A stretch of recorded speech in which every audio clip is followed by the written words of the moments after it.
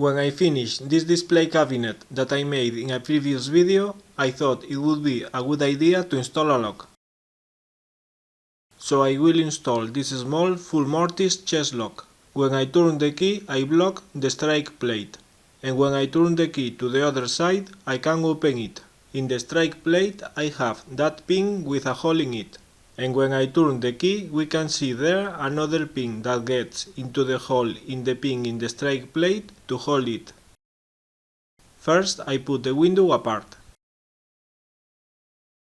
and I make a mark in the middle of the strip, where I want to install the lock, making sure the mark is right in the middle, and I draw that line right in the middle of the strip.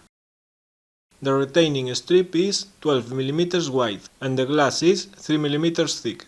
I don't want to drill on the glass, so I make a mark something more than 15 mm from the inside, so I measure 17 mm.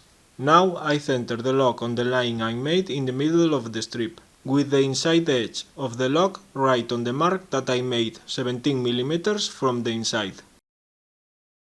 I mark the width of the faceplate, and I also mark the length.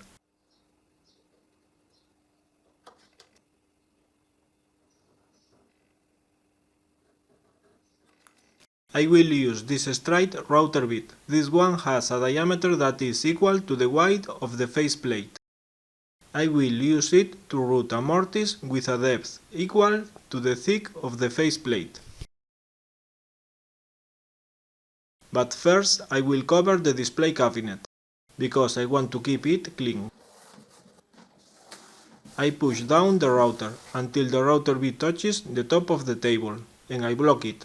I release the depth stop, and I adjust it to the thick of the faceplate. In this case it is the same thick of the strike plate.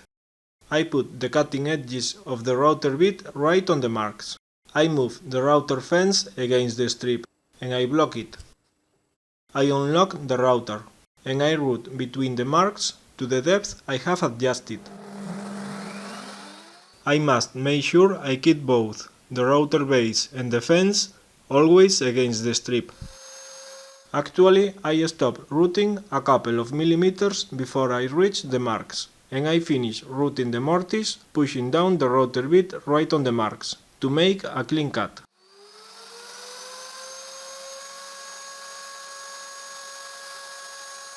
And now I want to route the mortise to accommodate the lock body. I think this straight router bit has the right diameter, but as we can see it is not long enough, so before using it I will use this 8 mm router bit to route a shallow mortise, and then I can push the other router bit to the depth I need. I mark the length of the lock body. Actually I mark 1 mm more to each side. I don't need to set the router fence. It is in the same position I used it when I routed the first mortise. I adjust the depth stop to about 5 mm, and I route a mortise between the marks.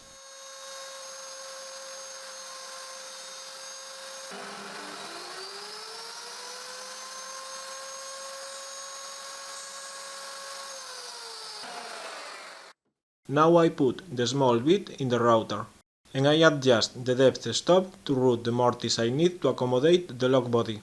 The router fence is still in the same position.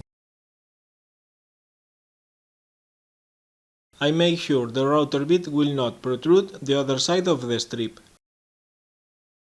and I use it to route the mortise.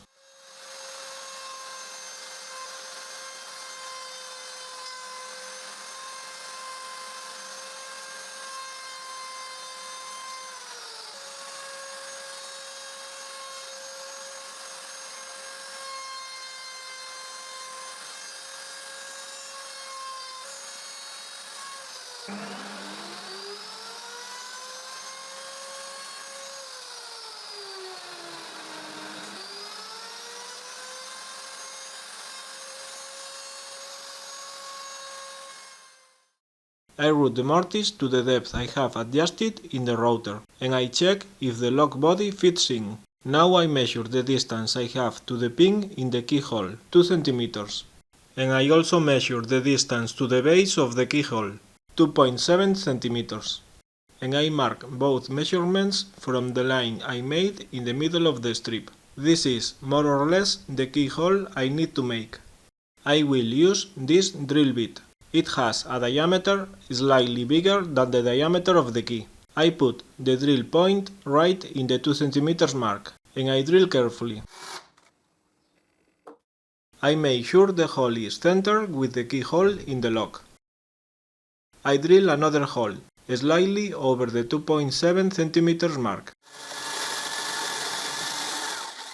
and I cut the wood between both holes.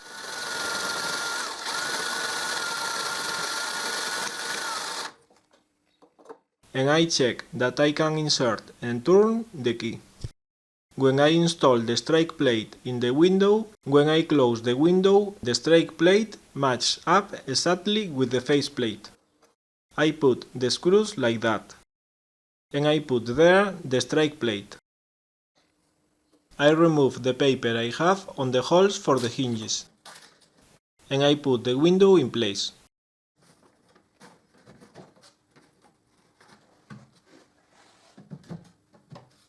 I close the window, and I press to stick the screws into the window. I screw the strike plate to the window. I put the lock inside the mortise, and I make sure it works.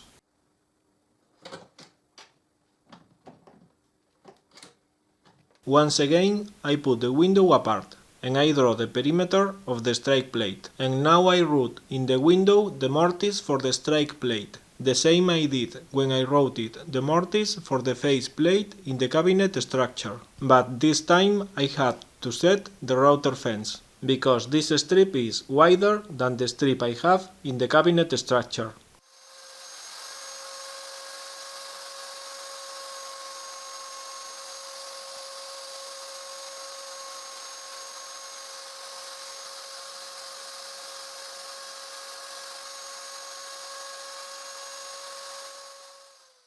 I drill a shallow contour bore in the middle to accommodate the rivet the pin has in the other side of the strike plate. I screw the strike plate, and I also screw the retaining strip in place.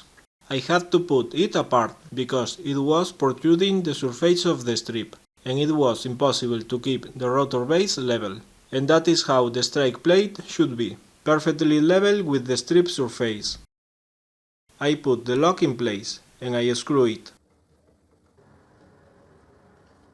Now I can screw the keyhole cover, but the screws protrude a lot. I thought I could use these brass screws, but they would bump into the lock body. So I tried to use brass nails, but they also bump into the lock body, and I had to cut them.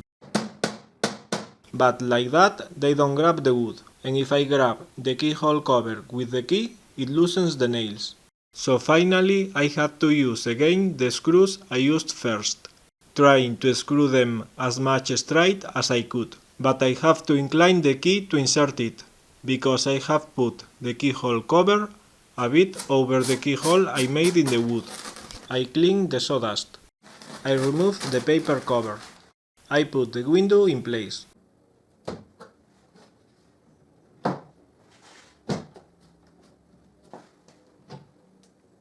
And I lock the display cabinet. Thanks for watching. You can find all my woodworking videos in my YouTube channel. And if you like my videos, remember that you can subscribe to my channel.